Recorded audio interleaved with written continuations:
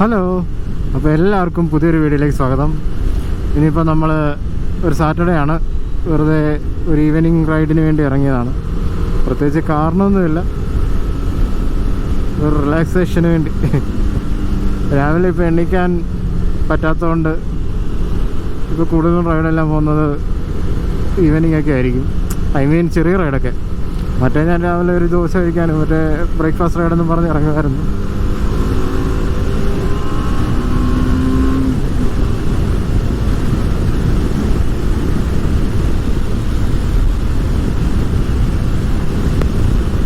നിങ്ങൾ ആരെങ്കിലും ധാർവാഡ് എന്ന് പറഞ്ഞ സ്ഥലത്തിനെ കുറിച്ച് കേട്ടിട്ടുണ്ടോ? ധാർവാഡ് കർണാടകയിലൊക്കെ ഉള്ളവർക്കറിയാം. ധാർവാഡ് പേട എന്ന് പറഞ്ഞൊരു സ്വീറ്റൊക്കെ ഉണ്ട്. അങ്ങനെ വെറുതെ ഇരുന്നപ്പോൾ ഒരാഗ്രഹം ധാർവാഡിലോട്ട്. ഇവിടുന്ന് വലിയ ദൂരമൊന്നുമില്ല, ഇവിടുന്ന് ഇപ്പോൾ ഒരു 60-70 കിലോമീറ്റർ ആണ്, അത്രേ ഉള്ളൂ. ചുമ്മാ ഒന്ന് പോയി നോക്കാമെന്ന് കരുതി.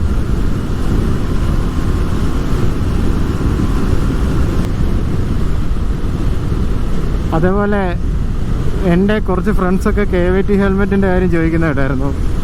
അത് പലരും ചോദിക്കാറുണ്ട് എങ്ങനെയുണ്ടെന്ന്. കമ്പാരിറ്റീവ്ലി ആ സെഗ്മെൻറ്റിൽ കമ്പാരിറ്റീവ്ലി ലൈറ്റ് വെയിറ്റ് ആണ്, നല്ല എയറോഡൈനമിക് ആണ്, അങ്ങനൊന്നും ഒരു പ്രശ്നമില്ലാത്തൊരു ഹെൽമെറ്റാണ്. ക്വാളിറ്റിക്കൊന്നും വേറെ ഇഷ്യൂ ഒന്നുമില്ല. ആകെ ഒരു ഇഷ്യൂ ഞാൻ ഫേസ് ചെയ്യുന്നത് വെച്ചാൽ ഒന്ന് സിംഗിൾ വൈസർ, അത് ഞാൻ എപ്പോഴും പറയാറുണ്ട്. അതല്ലാതൊരു ഇഷ്യൂ എന്ന് പറഞ്ഞാൽ വിൻഡോയ്സ് ഉണ്ട്. അത് കാരണം KVT ഒരു പ്രീമിയം ബ്രാൻഡാണല്ലോ. നമ്മൾ കമ്പയർ ചെയ്യുമ്പോൾ മോട്ടോ ജിപ്പിൽ ഇൻക്ലൂഡ് ചെയ്തിരിക്കുന്ന ഒരു ബ്രാൻഡാണ് KVT. അപ്പം ഇതിൽ ഈ മോഡലിൽ കുറഞ്ഞ മോഡലുകളെന്ന് പറയുമ്പം 10,000 റുപ്പീസിന് താഴെ വരുന്ന മോഡലിലാണെന്ന് തോന്നുന്നു എനിക്കൊന്ന് അവർ വിൻഡോയ്സിൻ്റെ ഇഷ്യൂ ഉള്ളത്. അതെന്ന് വെച്ചാൽ നമ്മളിപ്പോൾ കമ്പയർ ചെയ്യുമ്പോൾ SMKയുടെയോ അല്ലെങ്കിൽ ഇപ്പോൾ മാക്സോറിൻ്റെയോ ആ ഒരു ലെവലുള്ള വിൻഡോയ്സ് ഒന്നും അല്ല, അത്രയ്ക്കല്ല. എന്നാലും ഹയർ സ്പീഡ്സിലുണ്ട്, ഇല്ലെന്ന് പറയാൻ പറ്റത്തില്ല. കാരണം ഞാനിടയ്ക്ക് ഒരു തവണ LS2 യൂസ് ചെയ്തിട്ടുണ്ട്. LS2നെ വെച്ച് നോക്കുമ്പോൾ ഇതിന് നല്ല വിൻഡ് നോയ്സ് ഉണ്ട്.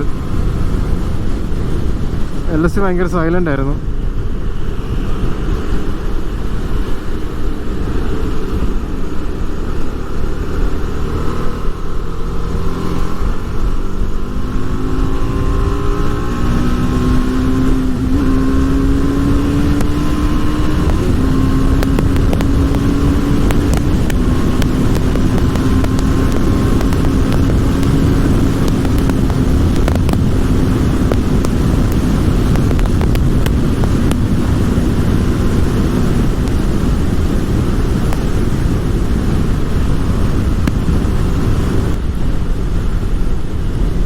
നമ്മുടെ ഒരു ഫ്രണ്ടിന് സെയിം മോഡൽ ഹെൽമെറ്റ് ഉണ്ട്, KVT TT റവോ.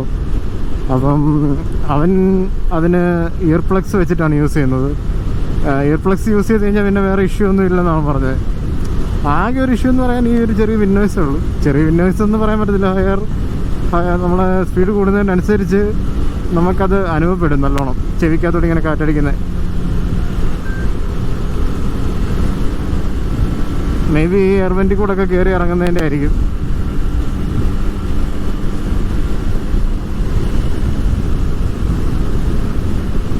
പക്ഷേ ബാക്കി പർപ്പസ് നോക്കുമ്പോൾ, അതായത് ഇപ്പോൾ ഞാൻ GoPro യൂസ് ചെയ്യുന്നുണ്ട്, പിന്നെ വണ്ടിയുടെ ഒരു എസ്തെറ്റിക്സ് വെച്ചിട്ട് നമ്മൾ എയറോഡൈനമിക്സും വണ്ടി എനിക്ക് കറക്റ്റാണ് ഈ ഹെൽമെറ്റ്. അതായത് നമ്മൾ ഈ ഇരിക്കുന്ന ഇരിപ്പിന് ഇതിൻ്റെ ഷേപ്പും എയറോഡൈനാമിക്സും എല്ലാം കറക്റ്റ് 3 ടണൊക്കെ പറ്റുന്ന രീതിയിലുള്ളതാണ്.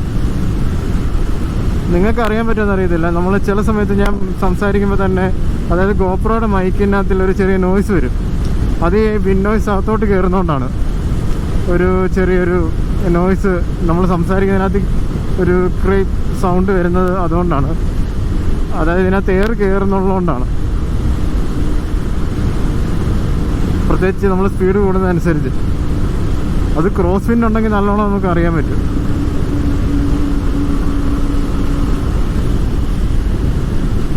സത്യം പറഞ്ഞാൽ ഒരു ADV ഒക്കെ ഓടിക്കുമ്പോൾ നമ്മൾ വിചാരിക്കും അതാണല്ലോ സുഖം, അതിൻ്റെ ഒരു കംഫർട്ടൊക്കെ കിട്ടുമ്പോഴേ. പക്ഷേ എന്നിട്ട് നമ്മൾ ഒറ്റയ്ക്കൊക്കെ പോകുമ്പം ഇതെടുത്ത് ഇങ്ങനെ ഒരു ഹൈവേയിലൊക്കെ ഒരു പൊടി പൊളിക്കുമ്പോഴാണ് നമുക്ക് ഇത് തരുന്ന ഒരു കോൺഫിഡൻസും ആ ഒരു അഡ്രിനാലിനും അതിപ്പം നമുക്ക് ബൈക്ക് ഓടിക്കുന്നവർക്കറിയാം, ഒരു സ്പോർട്സ് ബൈക്ക് ഓണേഴ്സിന് പ്രത്യേകം അറിയാം. കാരണം അവരെടുക്കുമ്പം അവർ കംഫർട്ട് വെച്ചിട്ടൊന്നും അല്ല അവർ കൊണ്ടു നടക്കുന്നത്. ആ ഒരു ഫീലുണ്ട്, നമ്മളിങ്ങനെ നോക്കുമ്പോൾ കിട്ടുന്ന ഒരു, ഇങ്ങനെ ഇരിക്കുമ്പോൾ കിട്ടുന്നൊരു ഫീല്. ഇതിൻ്റെ കൺട്രോളിങ് എൻ്റെ ഒരു ഡിഫറൻറ്റാണ്. അതായത് നമ്മുടെ കാലിലായിരിക്കും മൊത്തം കൺട്രോളും. അങ്ങനെ ഒരു വൈബുണ്ട്, ഒരു പ്രത്യേക സുഖം. നമ്മൾ ബോഡി ഫുള്ള് ബൈക്കുമായിട്ട് എൻഗേജ് ചെയ്തിട്ടായിരിക്കും ഇരിക്കുന്നത്. അത് വേറൊരു രസമാണ്. അങ്ങനെ ഇരിക്കുന്നതുകൊണ്ട് തന്നെ എല്ലാം അറിയും. റോഡിലെ ഒരു കല്ലോ മണ്ണോ എന്തോ എന്ന് വെച്ചാൽ അതെല്ലാം നമ്മൾ അറിയും. പക്ഷേ അതിനൊരു വൈബുണ്ട്.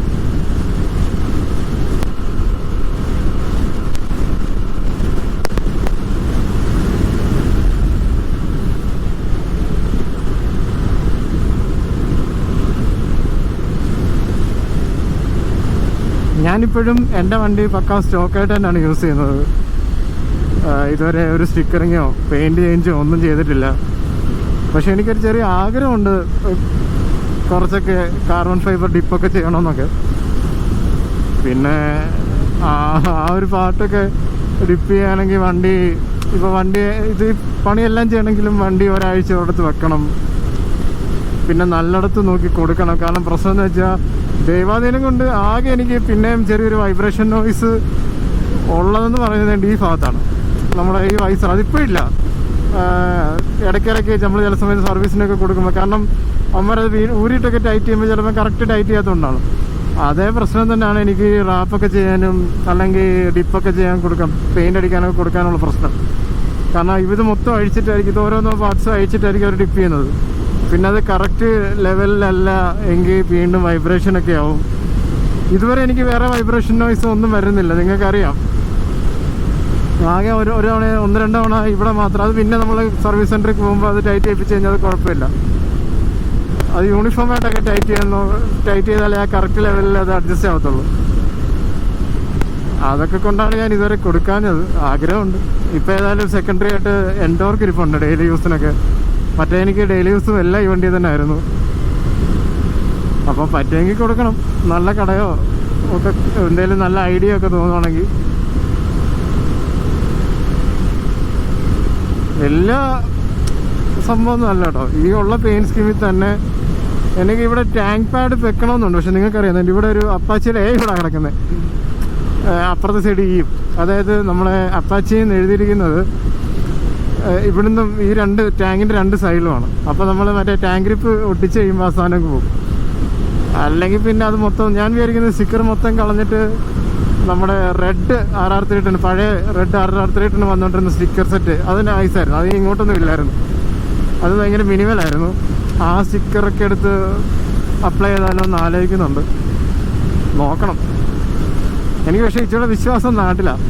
നമ്മൾ പറയാനും നമുക്കൊരു ട്രസ്റ്റ് ഉണ്ടല്ലോ. അറ്റ്ലീസ്റ്റ് ബാംഗ്ലൂരെങ്കിലും നോക്കണം.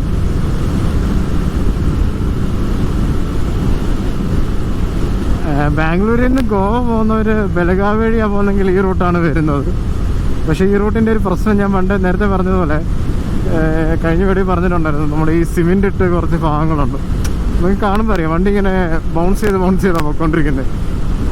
പക്ഷെ അത് നമ്മുടെ അത്യാവശ്യം ഫ്ലഷ് ആയിട്ടുള്ള സസ്പെൻഷനുള്ള വണ്ടികൾക്ക് ആ പ്രശ്നമില്ല. പക്ഷേ 310 അല്ലെങ്കിൽ സ്പോർട്സ്, ഇപ്പോൾ R15, 310, RC, Duke, even Duke ആയാലും അത്യാവശ്യം സ്റ്റിഫറായിട്ടുള്ള സസ്പെൻഷനുള്ള വണ്ടിക്കെല്ലാം കണ്ടില്ലേ ഇതിങ്ങനെ തെറിച്ചെറിച്ച് പോകും നമ്മൾ.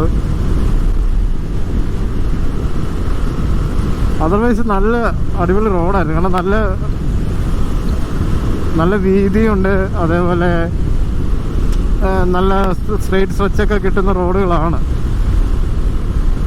നല്ല രീതിയിൽ പണിയുന്ന റോഡുകളാണ്. ആകെയുള്ള പ്രശ്നം ഇതാണ്, ഈ സിമെൻറ്റിൻ്റെ ഇതൊക്കെ ആയതുകൊണ്ട് ഒരു ലെവലില്ലാത്ത പോലെ.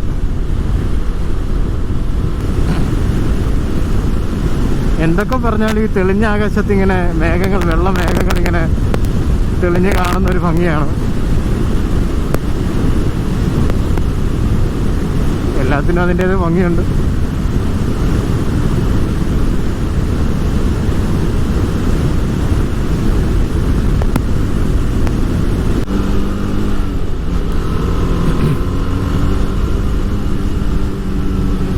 ഇവിടെ അടുത്തെവിടോ ഒരു ധാർവാഡ് പേടയുടെ ഫാക്ടറി ഔട്ട്ലെറ്റ് ഉണ്ടെന്ന് കാണിക്കുന്നുണ്ട്. എനിക്കറിയില്ല അത് കറക്റ്റ്. എന്തായാലും ഒന്ന് പോയി നോക്കാം.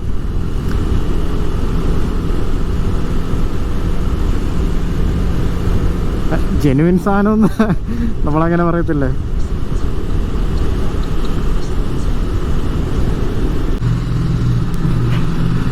നമ്മളൊരു ചിന്ന ഗുഹയിൽ കൂടെ പോകുന്നത്. ചെറിയൊരു അണ്ടർപാസ്.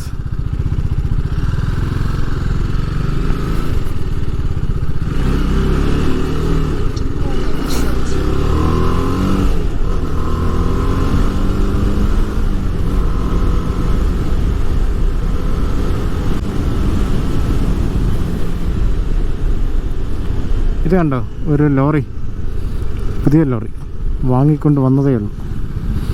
ടാറ്റ. ലോറി ആവണമെന്നില്ല കേട്ടോ, ബസ്സും ആവാം.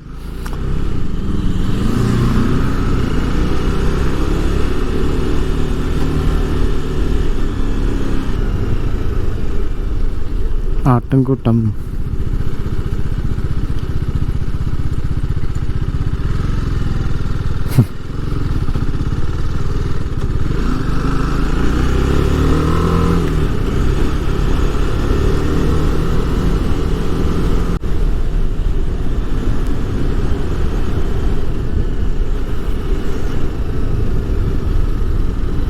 ഓ, ഇവിടാണ് കേട്ടോ. ഇവിടെ മിശ്ര പേട നോക്കാം.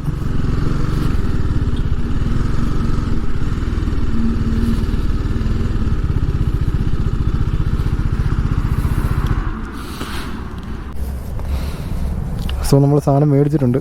ഇതാണ് ധാർവാഡ് പേട.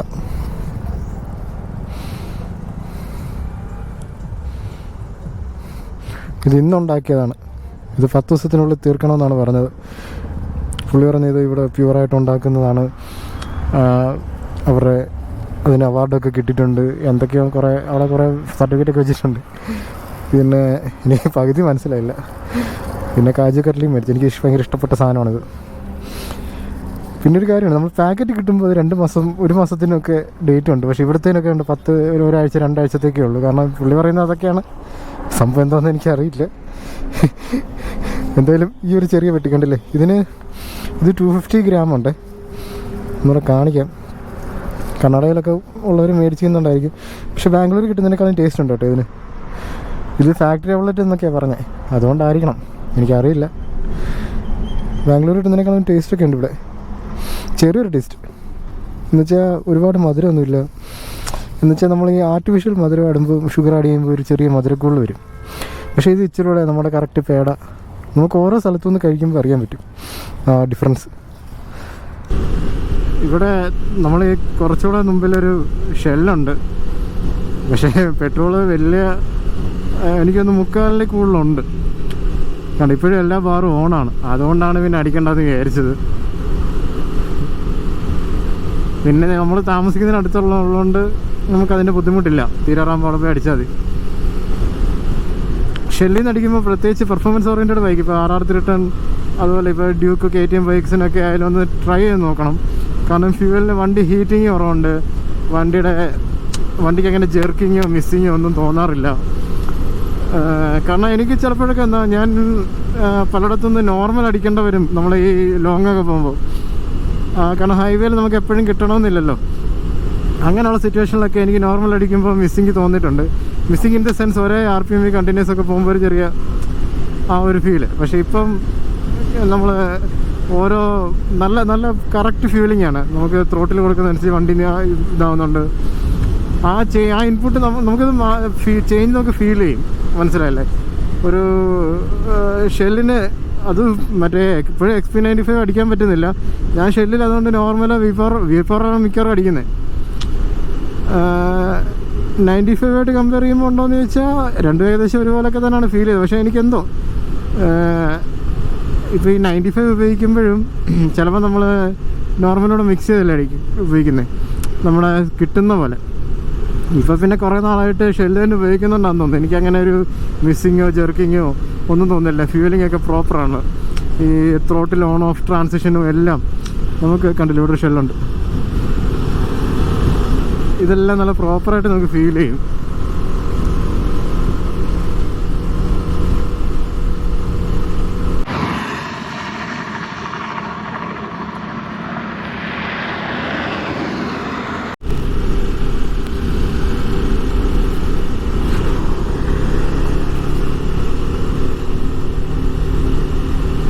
സത്യത്തിൽ ഞാൻ ചുമ്മാ ഇറങ്ങിയതാണ്, പേട മേടിക്കണമെന്നൊന്നും വിചാരിച്ചല്ല.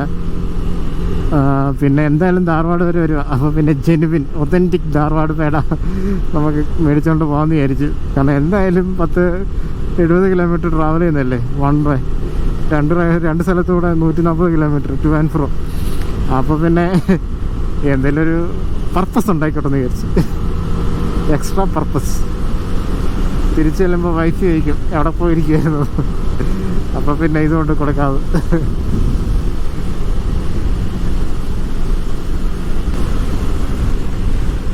ഇപ്പോൾ ഓൾമോസ്റ്റ് 6:15 അതായത് സൺസെറ്റിനോട് അടുക്കുകയാണ്. നല്ലൊരു ക്ലൈമറ്റാണ്, അതുകൊണ്ട് നല്ലൊരു ലൈറ്റിങ്ങും.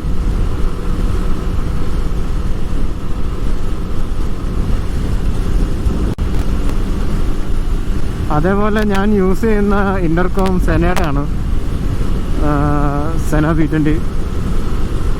അതിൻ്റെ ലിങ്കാണ് ഞാൻ ഡിസ്ക്രിപ്ഷനിൽ കൊടുത്തേക്കാം. ഞാൻ കുറച്ചാൾ മുമ്പ് വരെ, അതായത് ഒരു 2 മാസം മുന്നേ വരെ ഞാൻ നോർമൽ ബ്ലൂടൂത്ത് മാത്രമായിരുന്നു യൂസ് ചെയ്യുന്നത്. അതായത് എനിക്കൊരു സംശയം ഉണ്ടായിരുന്നു, ഈ ഇൻ്റർകോം, സംശയം മീൻസ് ഇൻ്റർകോം ആകുമ്പോൾ ഒരു 100 ഗ്രാമെങ്കിലും വെയിറ്റ് വരുമല്ലോ.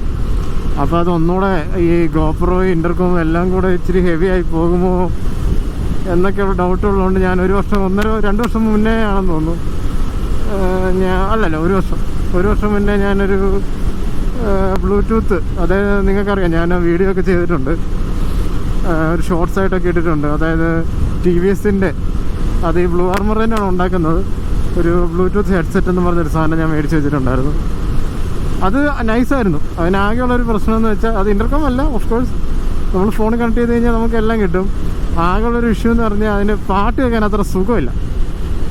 പാട്ട് കേട്ട് ഓടിക്കുന്നവരുടെ കാര്യമാണ്.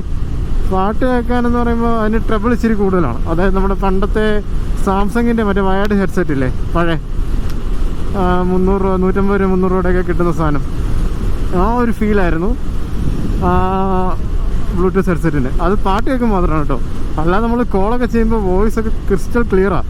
അത് നമ്മുടെ ഹെൽമെറ്റിനകത്തൂടെ ആയതുകൊണ്ട് നമ്മൾ പറയുന്നതൊക്കെ അപ്പുറത്തുള്ളവർക്ക് നല്ല കറക്റ്റായിട്ട് കേൾക്കും. ഞാൻ എന്ത് പറഞ്ഞാലും അത് പതുക്കെ പറഞ്ഞാൽ നമുക്ക് ഒരുപാട് സ്ട്രെസ് ഒന്നും എടുക്കണ്ട, ഭയങ്കര കാമായിട്ട് പറഞ്ഞാൽ മതി, അവർ കേൾക്കും. അത്ര നല്ല മൈക്കൊക്കെ ആയിരുന്നു അതിൻ്റെ ബ്ലൂ ആർമറിൻ്റെ. പിന്നെ ഞാൻ വൈഫിൻ്റെ കൂടെ ട്രാവൽ ചെയ്യാൻ തുടങ്ങിയപ്പോൾ ഞങ്ങളൊരു ലോങ് അടിച്ചായിരുന്നു, ഒരു 1000+ കിലോമീറ്റേഴ്സ് 2 ഡേയ്സ് ഉണ്ട്. അപ്പോൾ ആ ടൈമിൽ ഞാനിങ്ങനെ ആലോചിച്ചു, പലരും എന്നോട് പറഞ്ഞു, ഞാനങ്ങനെ കുറേ റിസർച്ചൊക്കെ ചെയ്യുന്നുണ്ടായിരുന്നു ആ സമയത്ത് തന്നെ. അങ്ങനെയാണ് ഇൻ്റർകോമിലോട്ട് വന്നത്. അതായത് ഞങ്ങൾക്ക് 2 പേർക്കും, അപ്പോൾ നമുക്ക് 2 പേർക്കും വർത്താനം പറഞ്ഞു. ഇപ്പോൾ അങ്ങനെയാണ് ട്രാവൽ ചെയ്യുമ്പോൾ, ഒരുമിച്ച് ട്രാവൽ ചെയ്യുമ്പോൾ എല്ലാം ഞങ്ങൾ 2 കൂടെ വർത്താനം പറഞ്ഞാണ് പോകുന്നത്. ഇൻ്റർകോമിന് മ്യൂസിക് ക്വാളിറ്റി ബെറ്ററാണ്, സൗണ്ട് ക്വാളിറ്റി മൊത്തത്തിൽ ഓവറോൾ ബെറ്ററാണ്. അതായത് ഹൈ സൗണ്ടൊക്കെ ഇട്ട് ഞാൻ ചെവി അടിച്ചു. അത് സെന മേടിക്കാൻ തന്നെ കാരണം ഞാൻ കുറേ ഒപ്പീനിയൻ മേടിച്ചപ്പം ബ്ലൂ ആർമർ തന്നെ നോക്കിയാലോ എന്ന് വിചാരിച്ചപ്പോൾ ബ്ലൂ ആർമറിൻ്റെ പലതിനും ചില ഇഷ്യൂസൊക്കെ പറയുന്നത് കേട്ടു. അത് വലിയ ഇഷ്യൂ ഒന്നും അങ്ങനെ അല്ല, നമ്മളെ ബാറ്ററി പെട്ടെന്ന് ട്രെയിൻ ആവുന്ന ഇഷ്യൂ കൊണ്ട് പറയുന്നത് കേട്ടിട്ടുണ്ട്. അതുപോലെ നമ്മൾ ശരിക്കും പറഞ്ഞാൽ മെഷീൻ ഇൻ്റർകോമിൽ കണക്ട് ചെയ്യുന്ന സമയത്ത് ഓപ്പോസിറ്റ് നമ്മുടെ കൂടെയുള്ള പാർട്ണറിൻ്റെ അല്ലെങ്കിൽ നമ്മൾ സംസാരിക്കുന്ന ആളുടെ ഫോൺ കോള് ഇപ്പുറത്തെ ആൾക്ക് കേൾക്കരുത്. അങ്ങനെയാണ് ഇപ്പോൾ സെനയ്ക്ക് അങ്ങനെയാണ്, ബ്ലൂ ആർമറിന് അങ്ങനെ തന്നെയാണ്. പക്ഷേ ചില സമയത്ത് ഒരു ബഗ് എന്നുള്ള രീതിയിൽ ആ ഫോൺ കോൾ മറ്റുള്ളവർക്ക് കേൾക്കാം. അപ്പോൾ ഈ ഗ്രൂപ്പ് റൈഡൊക്കെ പോകുമ്പോൾ ഒരു 10 പേർക്കായിരിക്കും ആ മെഷീനിൽ കണക്ട് ചെയ്തിരിക്കുന്നത്. ആ സമയത്ത് അല്ലെങ്കിൽ ഒരു 6 പേര് 5 പേര് എത്രയുള്ളൂ, ആ സമയത്തൊക്കെ അതൊരു ഇഷ്യൂ ആണ്. എന്ന് വെച്ചാൽ ഒരാൾക്ക് വരുന്ന ഫോൺ കോൾ മറ്റൊരാൾ കേൾക്കുക എന്നൊക്കെ പറയുമ്പോൾ. പിന്നെ ഞാൻ നോക്കിയപ്പം എല്ലാവരും ബാറ്ററി ബാക്കപ്പ് കൊണ്ടും വാട്ടർ റെസിസ്റ്റൻസ് കൊണ്ടും എല്ലാം കൊണ്ടും എന്നോട് പലരും സജസ്റ്റ് ചെയ്തൊരു സാധനം ഇതായിരുന്നു. അങ്ങനെ എന്തായാലും നമ്മൾ 10 രൂപ 12 രൂപ മുടക്കണം. അങ്ങനെ നോക്കിയപ്പോൾ ഇച്ചിരി എക്സ്റ്റെൻഡ് ചെയ്ത് ചെറിയൊരു ബഡ്ജറ്റോടെ എക്സ്റ്റെൻഡ് ചെയ്ത് കഴിഞ്ഞാൽ നമുക്ക് നല്ലൊരു സാധനം കിട്ടും. കാരണം പിന്നീട് റിഗ്രറ്റ് ചെയ്യരുതല്ലോ. സത്യം പറഞ്ഞാൽ അന്ന് തന്നെ ഞാൻ ആ ബ്ലൂടൂത്ത് ഹെഡ്സെറ്റ് എടുത്തപ്പം ഒറ്റയ്ക്കുള്ളെങ്കിൽ അത് സുഖമാണ്. പക്ഷേ ഞങ്ങൾ 2 കൂടെ പലപ്പോഴും ട്രാവൽ ചെയ്യുമ്പോൾ ഞാൻ ആലോചിച്ചു, ഞാൻ അന്നേ ഒരു ഇൻ്റർകോം എടുത്തിരുന്നെങ്കിൽ പിന്നെ അവക്കൂടെ എടുത്താൽ മതിയായിരുന്നല്ലോ. അങ്ങനെ ഒരു സിറ്റുവേഷൻ ഒഴിവാക്കാൻ വേണ്ടി ഞാൻ എന്ത് ചെയ്തു, 2 സെന അങ്ങ് വാങ്ങിച്ചു. അപ്പോൾ അത് ഇതുവരെ നല്ല യൂസ്ഫുള്ളാണ്, നല്ല ഒപ്പീനിയനാണ് എനിക്കിതുവരെ. അങ്ങനെ കുഴപ്പമൊന്നും പറ്റിയിട്ടില്ല. നമ്മളൊന്ന് ലോങ് ട്രാവൽ ചെയ്തു, അല്ലാതെ ട്രാവൽ ചെയ്തു നമുക്ക് കുഴപ്പമില്ലാത്ത രീതിയിൽ ബാറ്ററി ബാക്കപ്പും കിട്ടുന്നുണ്ട്, നല്ല നോയിസ് ക്യാൻസലേഷനും ഉണ്ട്.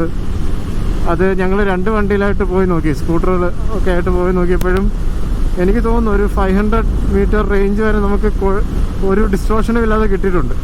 പിന്നെ ഇടയ്ക്ക് വണ്ടിയൊക്കെ വരുമ്പം എന്തെങ്കിലും കാണുമായിരിക്കും, നമ്മളെ വോയിസ് കട്ടാവുകയൊക്കെ ചെയ്യും. അല്ലാതെ നോർമലി ഒരു 500 മീറ്റർ വരെ അത് നമുക്ക് അളന്നു നോക്കാനൊന്നും പെട്ടെന്ന് പറ്റിയില്ല. എൻ്റെ ഒരു വിഷനിൽ ഇപ്പോൾ ആ വളവിൽ കേൾക്കുന്ന ലോറിയുടെ ആ ഡിസ്റ്റൻസ് വന്നപ്പോഴും നല്ല ക്രിസ്റ്റൽ ക്ലിയർ ആയിട്ട് ഞങ്ങൾ അങ്ങോട്ടായിട്ട് സംസാരിച്ചിട്ടുണ്ട്. അപ്പം ചെറിയൊരു ഒപ്പീനിയൻ, അത് ചെറിയൊരു യൂസർ റിവ്യൂ പോലെ ഓടിച്ചിട്ടെന്ന് പറഞ്ഞതാണ്. അതാണ് ഞാനിപ്പോഴും യൂസ് ചെയ്യുന്നത്.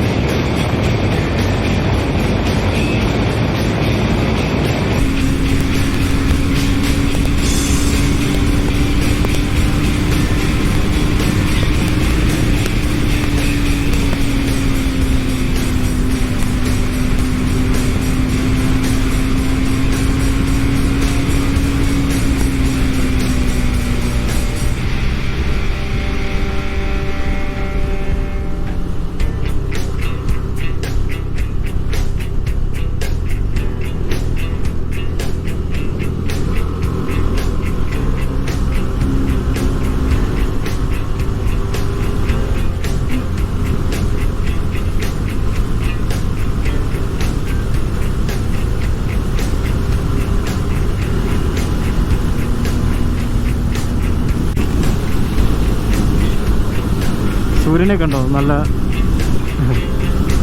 ഈ സമയത്തൊക്കെ രാവിലെ സൺറൈസ് സൺസെറ്റ് സമയം എന്ന് പറഞ്ഞാൽ ഒരു അടിപൊളി ക്ലൈമറ്റാണ്, ഒരു അടിപൊളി വെതറാണ് ആ സമയത്ത്. മൊത്തത്തിലൊരു ആംബിയൻസ് ആയിരിക്കും.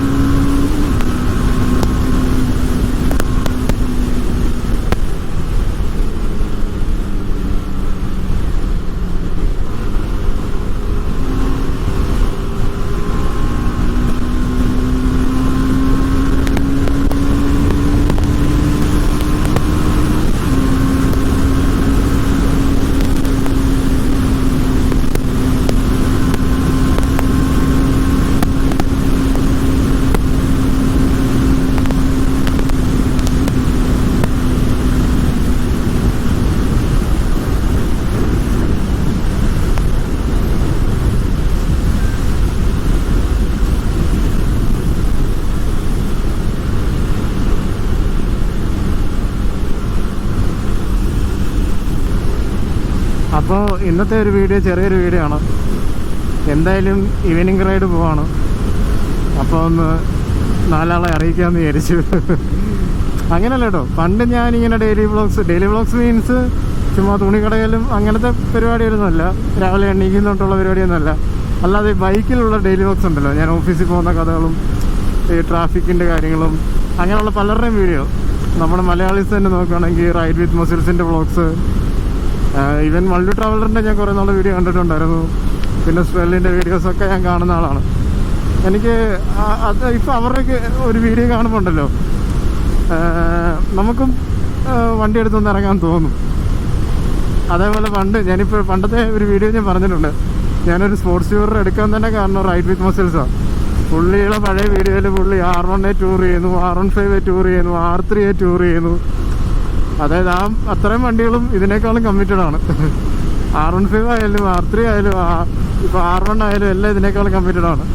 അതിലൊക്കെ പുള്ളി ഇങ്ങനെ തിരുവനന്തപുരത്ത് നിന്ന് വാഗമൺ അങ്ങനത്തെ കുറേ വീഡിയോ ഇട്ടിട്ടുണ്ട് പുള്ളി. അതൊക്കെ കാണുമ്പം എനിക്ക് ആ ഒരു വണ്ടികളിലേക്ക് ഒരു കോക്പിറ്റ് കാണുമ്പോൾ തന്നെ വണ്ടി എടുത്ത് നമുക്കൊരു ഫീലുണ്ടല്ലോ. അങ്ങനെയാണ് ഞാൻ സ്പോർട്സ് ടൂറിങ്ങിലേക്ക് വന്നതും R38 എടുത്തതും ഒക്കെ. എനിക്ക് 239 ആയിരുന്നു ഇഷ്ടം.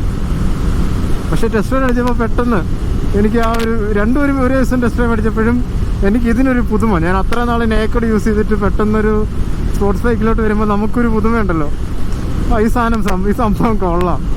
അങ്ങനൊരു ഫീല് കിട്ടിയോണ്ടാണ് ഞാനന്ന് R38 എടുത്തത്. ഇപ്പോഴും എനിക്ക് എൻജോയ് ചെയ്യാൻ പറ്റുന്നുണ്ട്. അതുകൊണ്ട് വേറെ ഏതൊക്കെ വണ്ടി അടിച്ചാലും അവസാനം ഇതിലോട്ട് വരുമ്പോൾ ഒരു എൻജോയ്മെൻ്റ് ഉണ്ടല്ലോ. നമുക്കിടുന്നൊരു അഡ്രിനാലും ഒരു ത്രില്ലും ഒരു സന്തോഷം, ഈ ഒരു വ്യൂവും നമ്മൾ ആ ഒരു ഇരിപ്പിലൊക്കെ കിട്ടുന്ന നമുക്കൊരു സന്തോഷമുണ്ട്.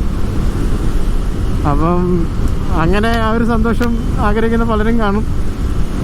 ഒരു വണ്ടി ഇല്ലാതെ പോലും വണ്ടി സ്വപ്നം കണ്ട് നടക്കുന്ന ആൾക്കാരുണ്ടായിരിക്കും. ഞാനും അങ്ങനെയൊക്കെ തന്നെ ആയിരുന്നു. അതുകൊണ്ടാണ് ഞാൻ പറഞ്ഞത്, എല്ലാത്തിനും ഒരു സമയമുണ്ട്, അപ്പോഴത്തേനും റെഡിയാവും. അപ്പോൾ അവർക്കൊരു പ്രചോദനം ഇതൊക്കെ കാണുമ്പോഴായിരിക്കും മേടിക്കാൻ തോന്നുന്നത്. അവരതിനു വേണ്ടി പ്രയത്നിക്കട്ടെ, വാങ്ങിക്കട്ടെ, ഇവർ എൻജോയ് ചെയ്യട്ടെ, അവരുടെ ആഗ്രഹങ്ങൾ സാക്ഷാത്കരിക്കട്ടെ. അയ്യോ. അപ്പം വീഡിയോ ആർക്കെങ്കിലുമൊക്കെ ഇഷ്ടപ്പെട്ടെന്ന് കരുതുന്നു. എൻ്റെ വീഡിയോ കാണുന്നവർ കുറേ പേരുണ്ടെന്നറിയാം. എനിക്ക് ഒരുപാട് മെസ്സേജസൊക്കെ ഇൻസ്റ്റാഗ്രാമിൽ വരുന്നുണ്ട്. വലിയ വ്യൂസൊന്നും അല്ല, ഞാൻ പറഞ്ഞ മില്യൺസും മറ്റേ അങ്ങനൊന്നും അല്ലെങ്കിൽ പോലും ഈ കാണുന്ന 100 പേരിലൊരു 10-15 പേരെങ്കിലും എനിക്ക് മെസ്സേജ് അയക്കാറുണ്ട് ഇടയ്ക്കിടയ്ക്ക്, ഓരോ കാര്യങ്ങൾ ചോദിക്കാനും ഒക്കെ. അതിൽ തന്നെ വലിയ സന്തോഷം. അപ്പം അടുത്തൊരു വീഡിയോ ആയിട്ട് കാണുന്നവരെ എല്ലാവർക്കും താങ്ക്സ് ഫോർ വാച്ചിങ്.